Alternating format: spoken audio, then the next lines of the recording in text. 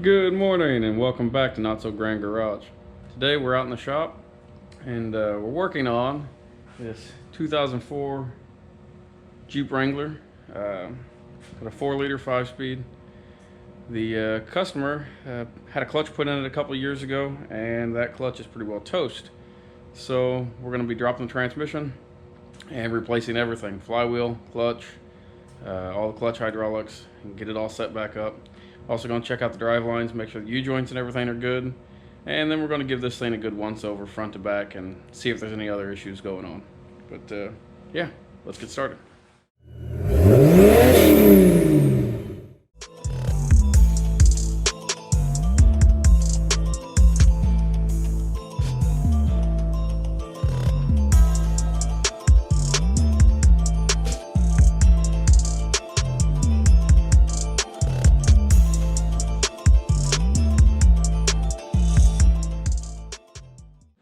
Alright, customer brought this down because they were having issues at random whenever they would try to start it in gear. The Jeep would want to lunge forward even with the clutch pushed to the floor. Typically that's a hydraulic issue or clutch release issue. In this case would be hydraulic. They brought it down and got to looking at it, took it for a test drive.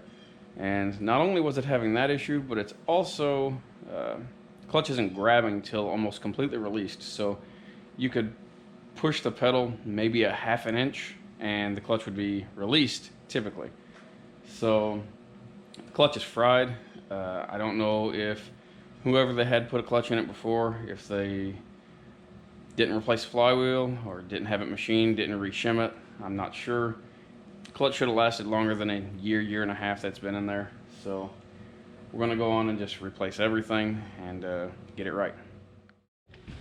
Well, this will make life a little easier.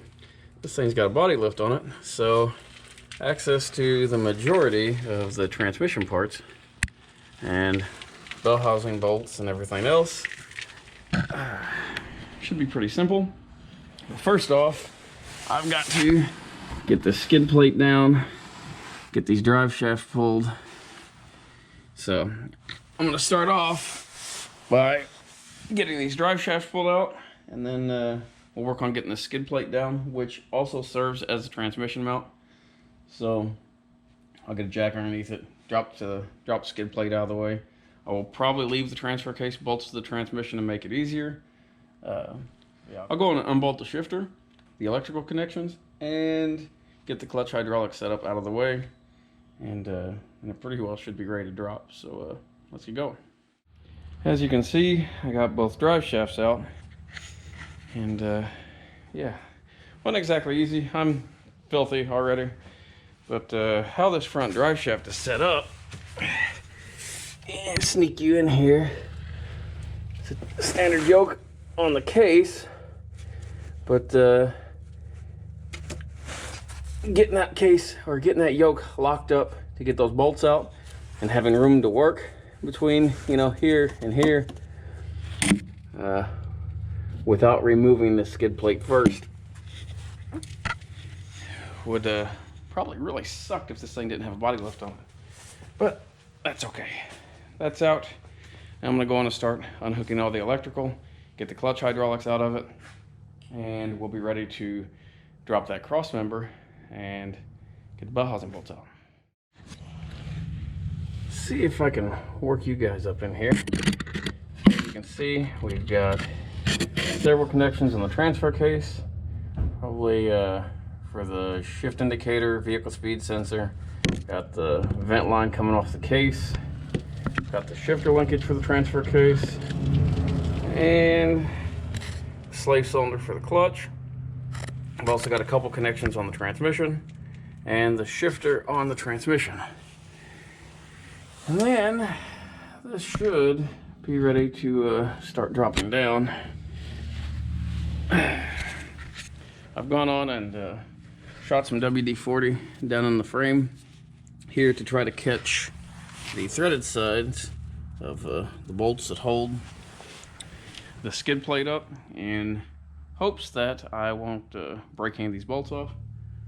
And yeah, so it should come out pretty easy, but we'll see here in just a bit. I'm gonna get these connections unhooked. Okay, now we've got all the electrical unhooked. I was able to get these 4 nuts off here without breaking any of the studs off. I got the clutch hydraulics unbolted and out of the way. So all that's left is to get this transfer case shifter linkage unhooked and out of the way. Get the floor shifter removed. And we've got to pull the starter over here. Not sure if you can see it. Oh, no, up there. And that should pretty well have it ready to come down. So yeah, going pretty smoothly so far. So knock on wood. Hopefully I didn't just jinx myself, but yeah, we'll keep going. Okay, got the transfer case linkage unhooked. Oh, maybe just drop this bar that goes down to the transfer case out of the grommet, and unbolted this bracket from the 2 studs on the transfer case, and leave everything else in place. That way the adjustment and everything should stay the same. So now all that's left is to drop the starter out of the way, and then support the transmission and get this cross member dropped. Okay, got the starter out. We just see if you can see it, laid it up here on top of the exhaust, out of the way. There should be plenty to once I get the bell housing bolts out, just to be able to slide the transmission back and down. Everything's unhooked from the transmission now, except for the shifter base. Not sure if you can see it up there from that angle. So but for now I'm going to support the transmission with a jack, get the 6 bolts out of this cross member / skid plate, get it dropped down and out of my way, and that way we can get to the hardware that mounts the converter and all that stuff to the side of the transmission, and get all that out of the way. And yeah, we should be able to go on and drop this thing down and get it out and see what we got to work with. We got the cross member out. So now we can pull these 4 bolts here, which will let the transmission mount come off the bottom of the transmission and off the catalytic converter, get it out of the way. After that, we'll lower the transmission down a little bit, get the shifter tower unbolted, and then all that should be left is bell housing bolts.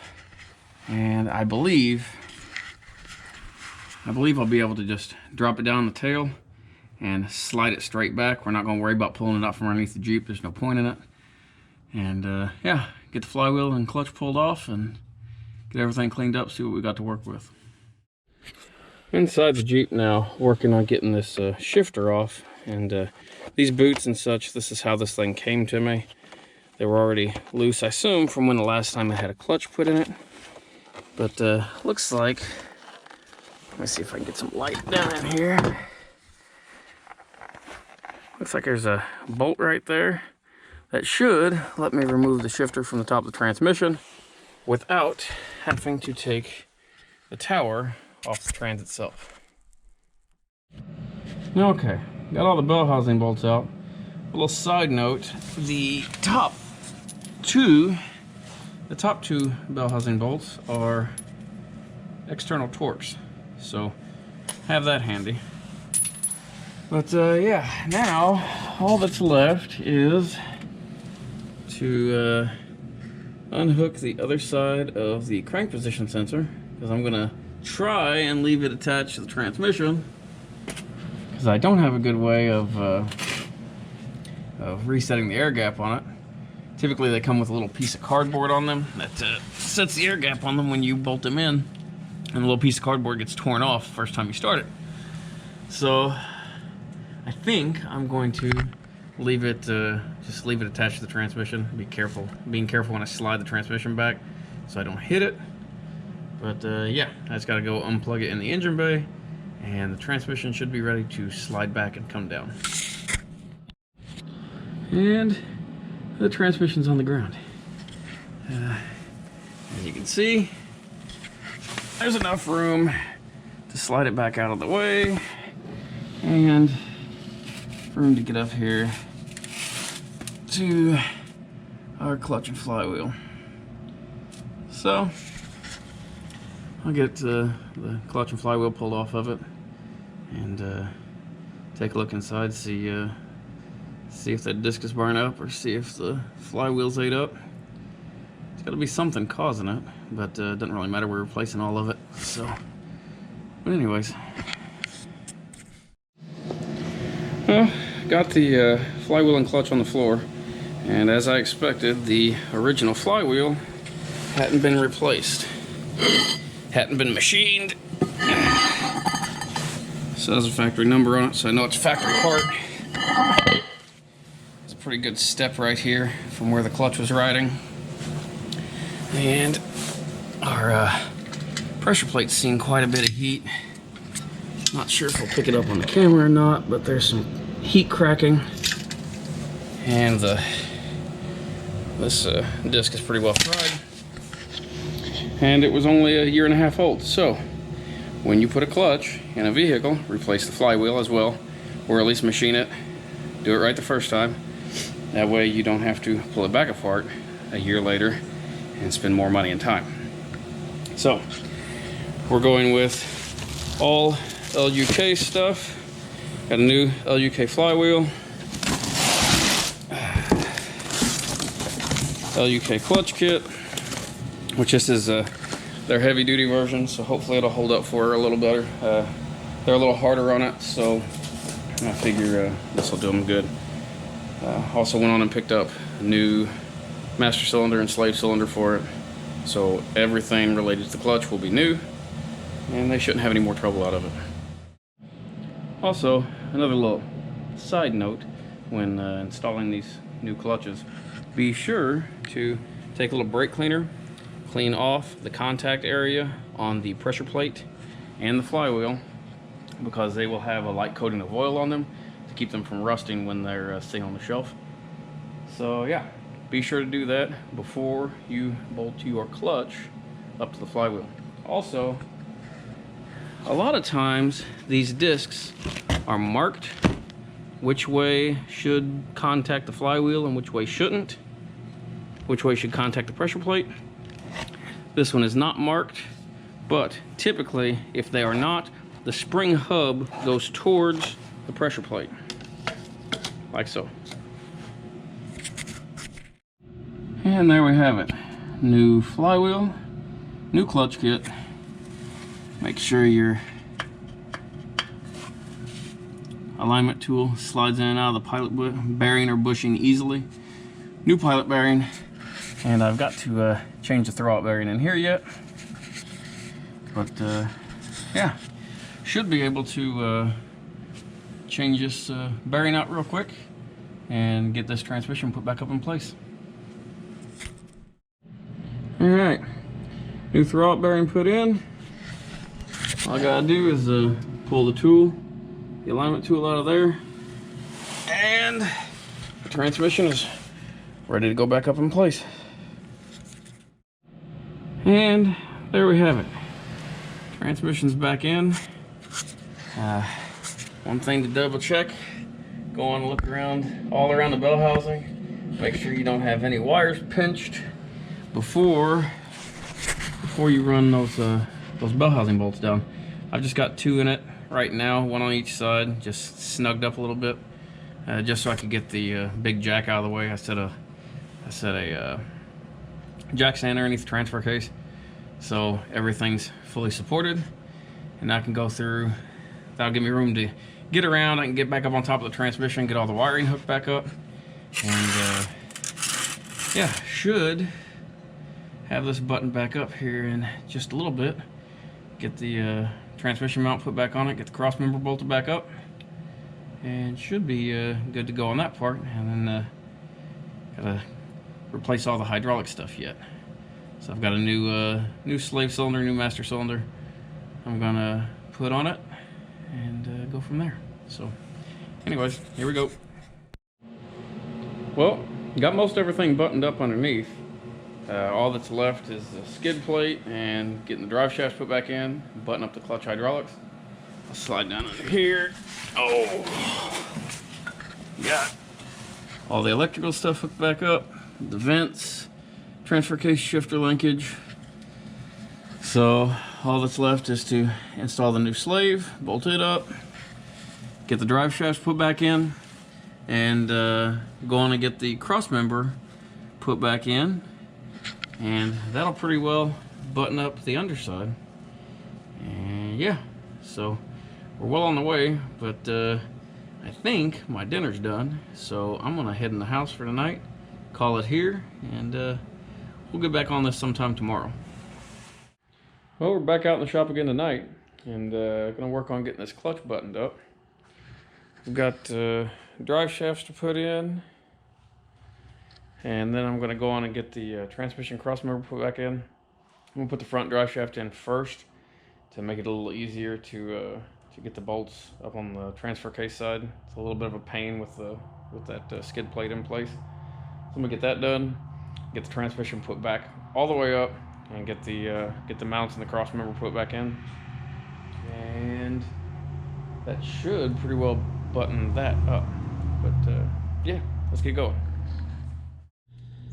And front drive shaft's back in, which is much easier to get to these bolts here with the skid plate not in place. Alrighty, well, we got the cross member back in, transmission mount bolts put back in, and the starter's back in, so everything on the passenger side is pretty well done. Now all I've got left to do is I'm gonna swap out the slave cylinder, swap out the master cylinder, and bleed the system. So everything to do with the clutch will be new, and then all that will be left is the rear drive shaft and some odds and ends. I got to change valve cover gasket and some other things, but I'll test the clutch function and all that before I get into that too much. But yeah, it's coming along. Alrighty, got the rear drive shaft put in, and got everything else buttoned up underneath it. So now it's time to get in it and see if it starts, and see if we manage to not damage the crank position sensor, which is right in the transmission bell housing. So let's see what happens.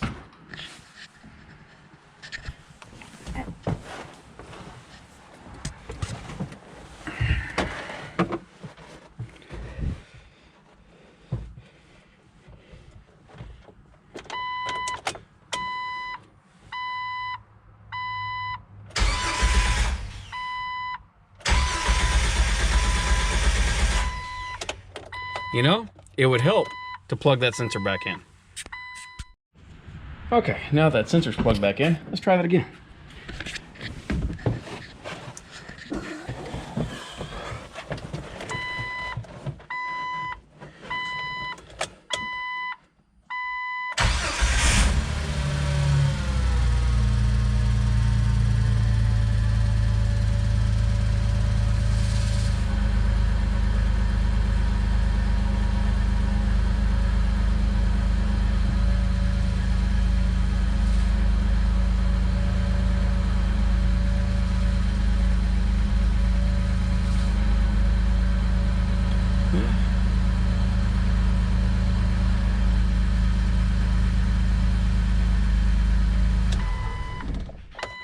Everything sounds all right. So now I'll get some stuff cleaned up, get the tools out from underneath it, and see if it pulls. Well, just got back from a test drive, and it drives much better. Clutch release is probably 3/4 of the pedal travel now instead of a 1/4 of an inch. So it grabs real nice. There's no noises, nothing odd going on. So here in 500 miles or so, once the clutch is good and broke in, it should be good to go for a long time. But I've got some other things to do on this thing. Like I said, I got a valve cover gasket to change. Gonna service it out, fix some other odds and ends on it. But I'm not going to bore you guys with that, so I'm going to end it off here. If you haven't already, please subscribe. Appreciate you watching.